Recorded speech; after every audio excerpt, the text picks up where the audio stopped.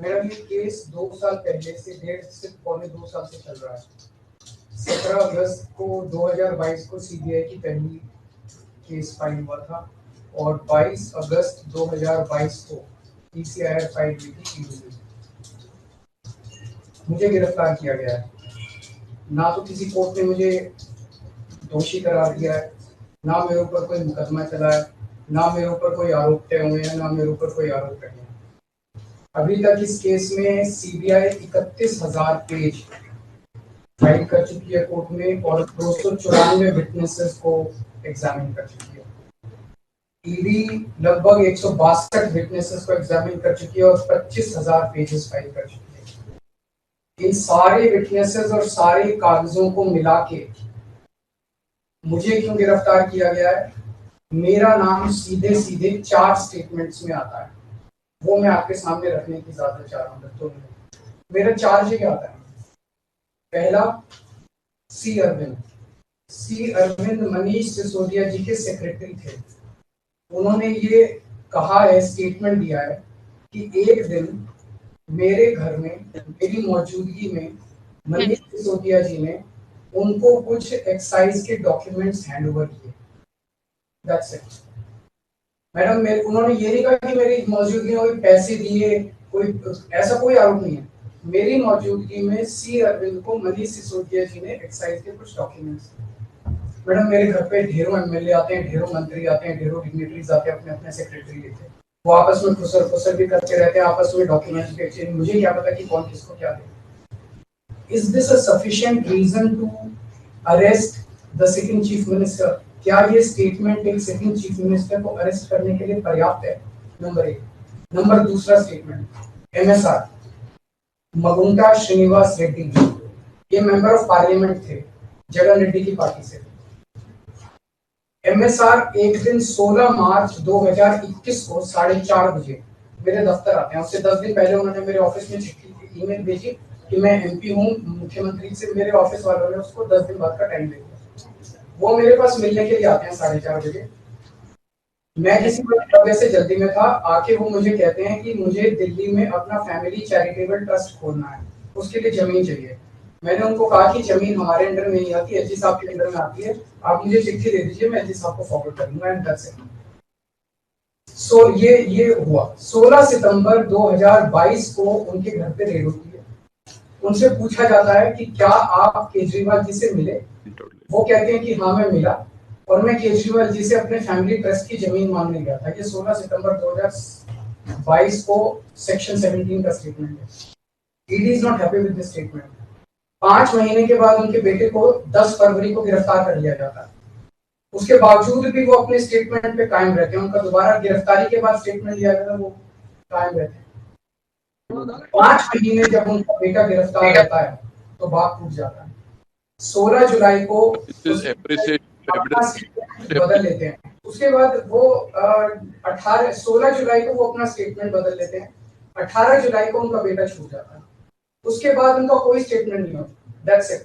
Statement पे statement हो रहे थे जब तक वो अपना स्टेटमेंट मेरे खिलाफ नहीं दे रहे थे। जैसे उन्होंने मेरे खिलाफ स्टेटमेंट दिया, बेटा भी छूट गया, स्टेटमेंट होने भी बंद हो गए और 3 अक्टूबर को उनका माफीनामा भी हो गया। Mission accomplished. इसका मतलब ईडी का मिशन केवल और केवल मुझे फंसाना था। 3 सेक्शन 50 के स्टेटमेंट है मैम। तीनों से सेक्शन 50 के स्टेटमेंट है, they are equal in the eyes of the law. तीनों बराबर है, तीनों की ग्रेविटी सेम है। तो उसमें से एक स्टेटमेंट के तवज्जो क्यों दी गई? क्या जांच की गई है जानने के लिए उसमें से एक ठीक है बाकी 2 गलत है। जो 25,000 पेज ईडी ने फाइल किए हैं कोर्ट के अंदर, उन 25,000 में जो केजरीवाल के खिलाफ वाला स्टेटमेंट है केवल वो लगाया गया, बाकी दोनों स्टेटमेंट दबा दिए गए। क्यों मैम? कोर्ट के सामने तीनों स्टेटमेंट लाए जाने चाहिए थे ताकि कोर्ट डिसाइड कर ले सच्चाई क्या है। चलिए ठीक है। 1 मिनट मैम। तीसरा स्टेटमेंट है उनके बेटे का, राघव मगुंटा से 16 सितंबर को उसके घर पे जब रेड होती है उनसे स्टेटमेंट लेते हैं। He says whatever his father had said. उसके बाद 10 फरवरी को उनको अरेस्ट किया जाता है। उसके बाद उनके 5 स्टेटमेंट्स होते हैं। पांचों स्टेटमेंट्स में वो वही बोलते हैं जो पहले बोला। फिर 5 महीने तक वो जेल में रहते हैं। उसके बाद जब 16 जुलाई को उनके पिताजी स्टेटमेंट बदलते हैं तो 18 जुलाई को उनको छोड़ दिया जाता है। तो 7 स्टेटमेंट्स उनके हुए, 6 में वो मेरे खिलाफ नहीं बोलते, 7वें में जैसे ही मेरे खिलाफ स्टेटमेंट देते हैं उनका उसके बाद कोई स्टेटमेंट नहीं होता, उनको जेल में कर दिया जाता है, उन्हें माफीनामा दे दिया जाता है। तो जो 6 स्टेटमेंट्स हैं ये रिकॉर्ड पे नहीं लाए जाते। चौथा है शरद रेड्डी। शरद रेड्डी के केस में 16 सितंबर को उसको अरेस्ट किया गया, 16 सितंबर को उसकी रेड हुई, उसने मेरे खिलाफ कुछ नहीं बोला। 9 नवंबर को उसका स्टेटमेंट लिया, उसने कुछ नहीं बोला। 10 नवंबर को उसकी अरेस्ट हुई, उसके बाद उसके 9 स्टेटमेंट्स होते हैं मैम, 9 स्टेटमेंट्स वो मेरे खिलाफ नहीं बोलता। उसके बाद 6 महीने उसको अरेस्ट करने के बाद 25 अप्रैल को वो टूट जाता है और वो केवल इतना कहता है कि मैं विजय नायर के साथ मिलने सीएम साहब के पास गया था, सीएम साहब जल्दी में थे, सीएम साहब ने कहा कि विजय के टच में रहो, विजय अच्छा लड़का है। मैं केवल ये जानना चाहता हूँ कि क्या ये 4 स्टेटमेंट्स एक सिटिंग चीफ मिनिस्टर को अरेस्ट करने के लिए, मैम 2 मिनट दे दीजिए, कि ये पर्याप्त है? नंबर 1। नंबर 2, जो 30,000 पेज फाइल किए गए हैं, ये 30,000 पेज के अलावा 1 लाख पेज ईडी के दफ्तर में जो हमारी बेगुनाही के सबूत है, उनको कोर्ट के सामने नहीं लाया गया। ये दूसरी बात मैं ये कहना चाहता हूँ, ये शराब घोटाले का पैसा आखिर है कहाँ, जो शराब घोटाला कहा जा रहा है? मैम ये आरोप लगाया जा रहा है कि 100 करोड़ रुपए किसी साउथ लॉबी ने शराब की हमने पॉलिसी बनाने के लिए, हाँ जी आम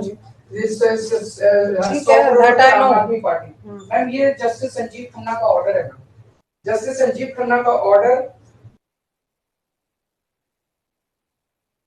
ma'am page 22 para 12, the assertion in the complaint filed by DOE that kickback of rupees 100 crore was actually paid by Liquor Group is a matter of debate. Sanjeev Khanna कह रहे हैं, इसका मतलब ये साबित नहीं हुआ, इसका मतलब ये विवादास्पद है, इसका मतलब ये संदेहास्पद है, इसका मतलब इसके लिए सबूत नहीं है। तो जो 100 करोड़ रुपए ये कह रहे हैं कि हम लोगों ने रिश्वत ली, वो रिश्वत तो संदेहास्पद है, उसके तो सबूत ही नहीं है। लेकिन असली शराब घोटाला क्या है? असली शराब घोटाला शुरू होता है ईडी की जांच के बाद। जब ईडी की जांच शुरू हो जाती है, ईडी की जांच के 2 मकसद हैं। एक स्मोक स्क्रीन क्रिएट करना पूरे देश के सामने, आम आदमी पार्टी ने चोरी की है, आम आदमी पार्टी भ्रष्टाचारी है, आम आदमी पार्टी ने शराब घोटाला किया, और उसके पीछे एक्सटॉर्शन रैकेट करना जिसके जरिए वो एक्सटॉर्शन रैकेट करना जिसके जरिए वो पैसे इकट्ठे कर रही है। मैं आपको सबूत दे रहा हूँ। शरद रेड्डी के केस में शरद रेड्डी को बेल 2 वजह से मिली।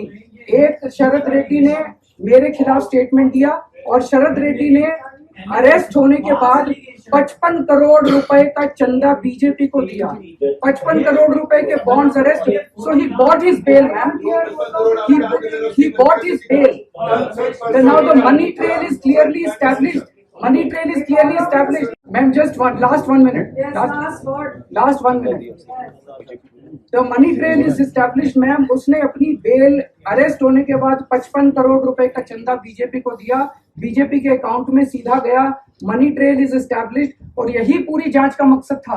एक तरफ आम आदमी पार्टी को क्रश करना, एक स्मोक स्क्रीन क्रिएट करना, भ्रम का पर्दा, और पीछे से एक्सटॉर्शन करना। Thank you.